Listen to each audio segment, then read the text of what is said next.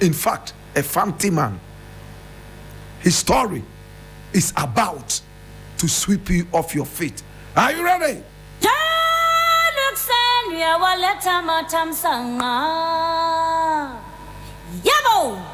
Today we're telling the story of Jacobus, Elisa, Johannes, Capitein.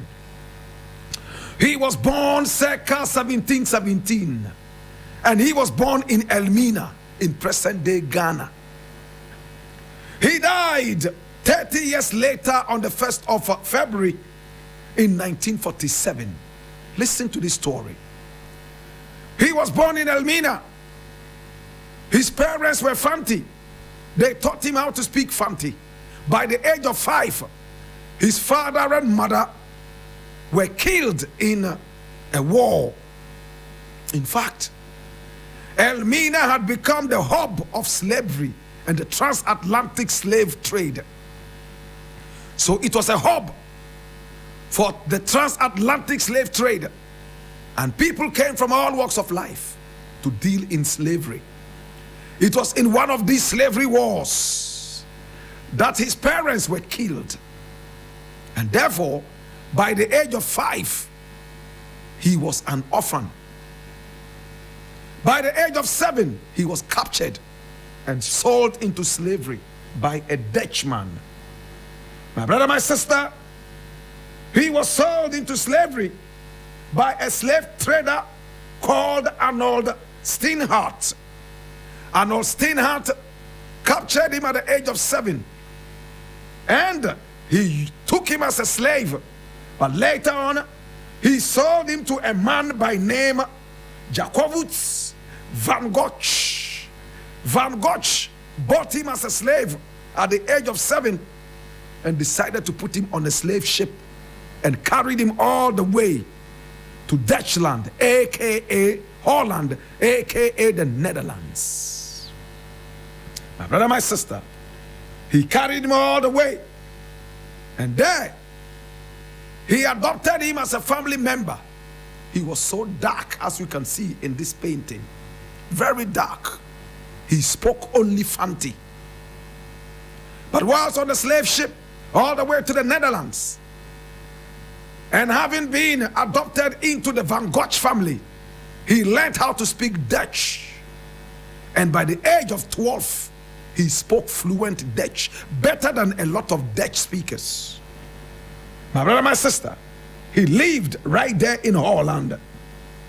Listen to this interesting thing.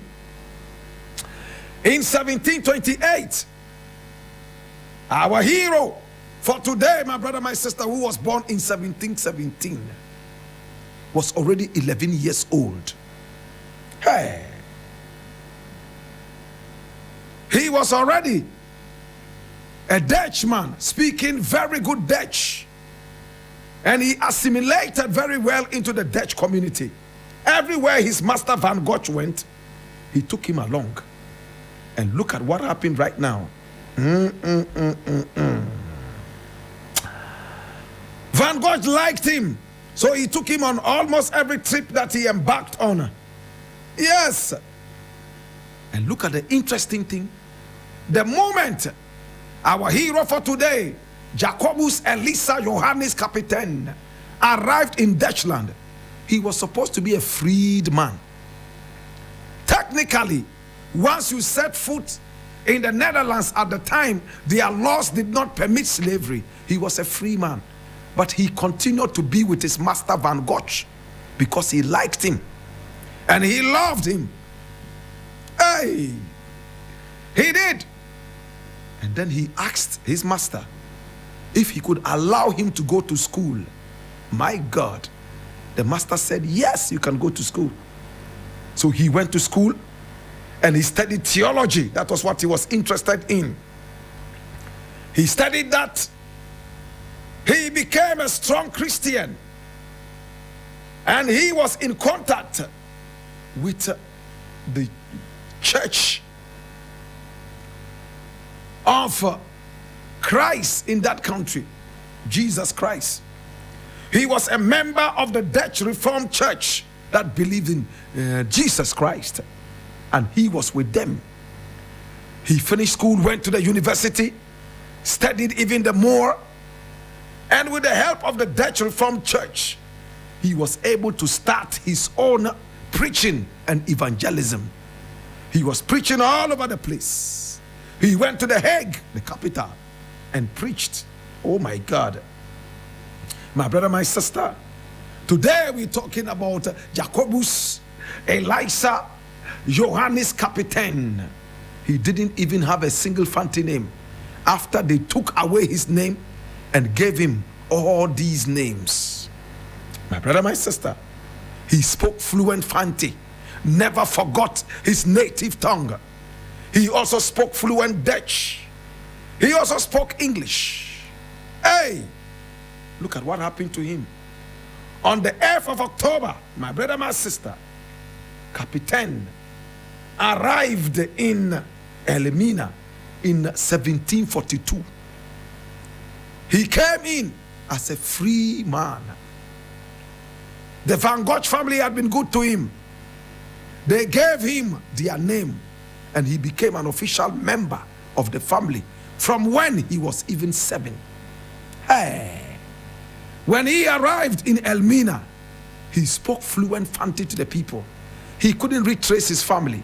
His mother and father had been killed long ago. He didn't know his brothers, neither did he know his sisters. He kept mentioning the name of his father, but nobody could trace that because his father had long died. And there were so many people with his father's name. Imagine saying, my father is Kwamina. There are 1 trillion people in Elmina called Kwamina. So he decided to hold on to his faith as a man who was an orphan from the age of 5 and never got to really know his father and mother. When he arrived, he established churches and worshiping places. And he took time to preach to the people in their native language. He had a day set aside to preach in other languages except the native languages. But the people refused to listen to him. They were not ready for his preaching. Now, what did he really preach about?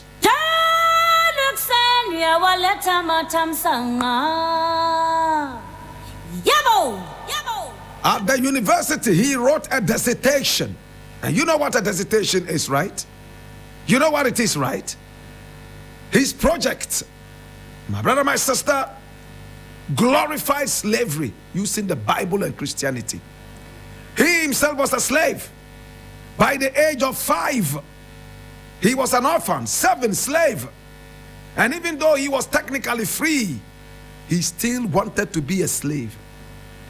He wrote in his dissertation that slavery was good, using the Bible. And when he came to Elmina, he was still preaching that the Bible allowed slavery, and that slavery was a blessing to actually convert people into Christianity. This was so noxious to the people of Elmina.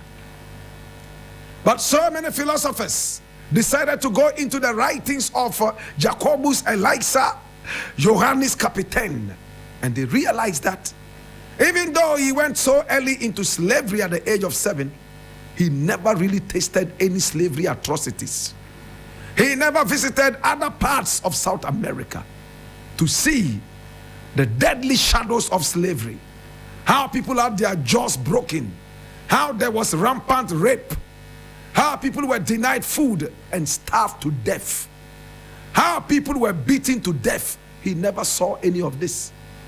He was enslaved in a family that showed him love, love in quotes. He sat with the creme de la creme of the Dutch society. He was allowed to go to some of the biggest schools in the Netherlands. He ate what the white man ate, so he didn't see anything wrong with slavery. He came to Elmina preaching slavery. They chased him out. They said he was a white man in a black skin, but he spoke Fanti to them. Some accepted him, but a lot of the people denied him and chased him away. He became a villain in the eyes of Pan-Africanists, a villain who glorified slavery and used the Bible to actually support his views. Today, my brother, my sister, I am about to release the time bomb.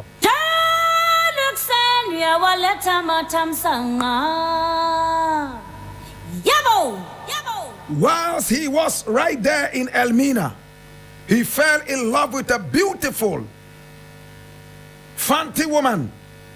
And he wanted to marry this woman. But the church in the Netherlands told him, no, you cannot marry a black woman.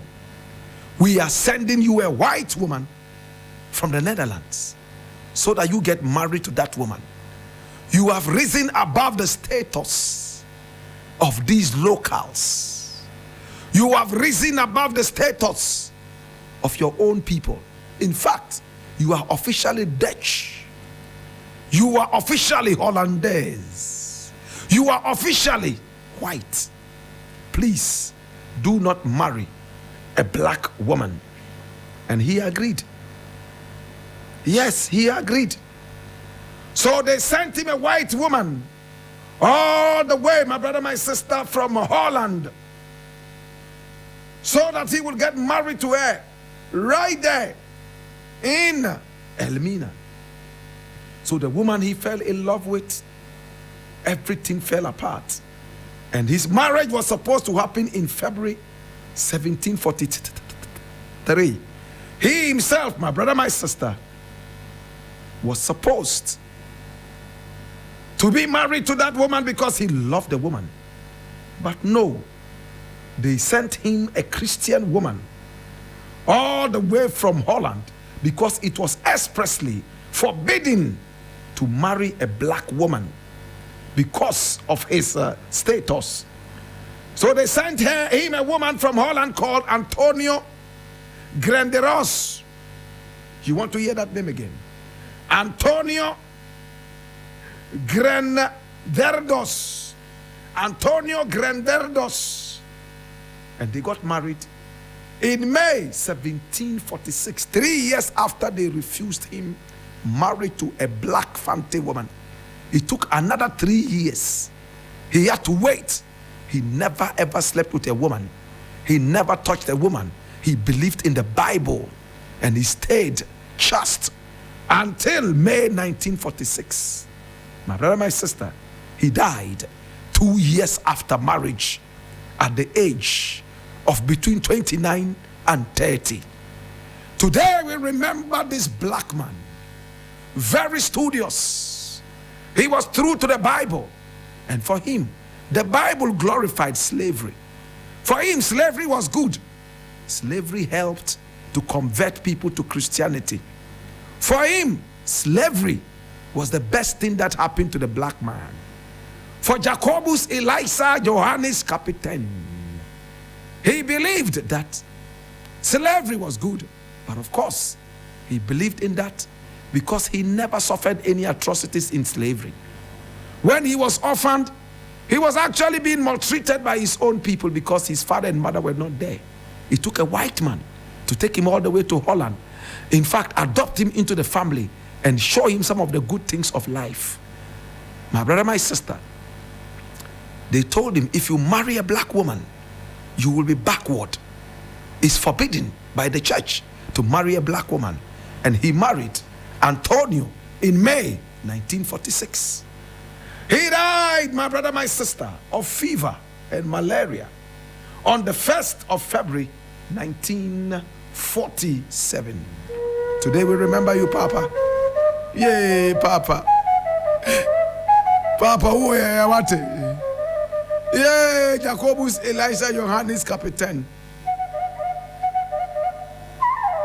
We had our differences. We didn't believe in some of the things that you propagated, but you stayed true to your faith. You traced your way back to your motherland. You never forgot the principles of the black man. If you had your own way, you would marry a black woman. But the church that you worked for pushed you in. He died a poor man and so much in debt.